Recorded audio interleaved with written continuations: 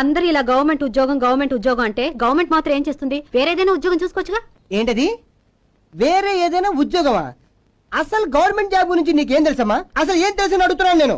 1 సంవత్సరం 104 రోజులు శని ఆదివారాలు సెలవు, ఒంట్లో బాగాలేదు కంట్లో బాగాలేదని 15 రోజులు సెలవు, సంవత్సరం పూర్తయిన తర్వాత ఒక 30 రోజులు సెలవు పెట్టాలి. అసలు సెలవు పెట్టకపోతే కంపల్సరీ సెలవు పెట్టి తీరాల్సినట్టే.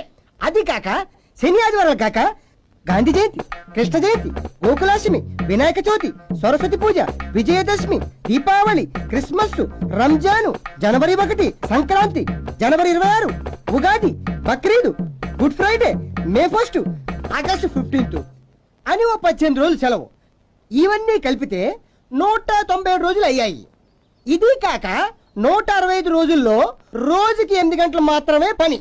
అందులో 30 రోజులు లేటుగా రావచ్చు.